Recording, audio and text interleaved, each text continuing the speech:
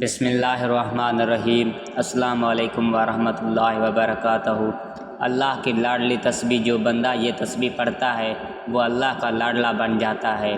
ناظرین، ایسی تسبیح جب کوئی بندہ اس کو پڑھتا ہے تو اللہ پاک اس پر بہت زیادہ رحم فرماتا ہے، اس کے پڑھنے والے پر رحمت کی بارش برساتا ہے، اپنے فضل کی بارش برساتا ہے۔ اللہ پاک ارشاد فرماتے ہیں کہ جب میرا بندہ یعنی جو بندہ یہ تسبیح پڑھتا ہے میں اس پر آسماں کو خوب برساتا ہوا چھوڑ دوں گا اور اسے خوب پہ در پہ مال اور اولاد میں ترقی دوں گا اور جنت میں ایسے بہار دوں گا جو اس کے لیے نہریں نکال دے گا۔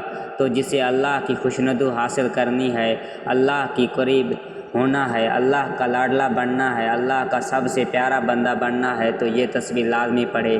یہ وہ تسبیح ہے جو آپ کی زندگی سے تمام پریشانیوں کو، فکروں کو، بیماریوں کو انشاءاللہ ہمیشہ کے لیے ختم کر دے گی۔ اس تسبیح کو پڑھنے سے اللہ تعالیٰ صحت، اولاد، عزت، دولت، طاقت ہر چیز سے نوازتے ہیں۔ اللہ تعالیٰ نے انسان کو اشرف المخلوقات بنایا، یعنی سوچنے سمجھنے کی صلاحیت دی، صحیح اور غلط کی آگاہی دی۔ اب یہ انسانی عقل پر منحصر ہے کہ وہ سیاہ کرتا ہے یا سفید، لیکن انسان خطا کا پتلا ہے اور اللہ تعالیٰ ہمیشہ اپنے بندوں کے ساتھ رحم کا معاملہ کرتا ہے۔ اسی لیے اس نے مسلمانوں کے لیے ہدایت کا راستہ بھی کھلا رکھا ہے تاکہ اگر کوئی گناہ کا مرتکب ہو جائے تو توبہ استغفار سے فلاح کا راستہ جو ہے پا سکے۔ تو یہ تسبیح استغفر اللہ کی ہے۔ استغفر اللہ، یا اللہ مجھے گناہ گار کو بخش دے۔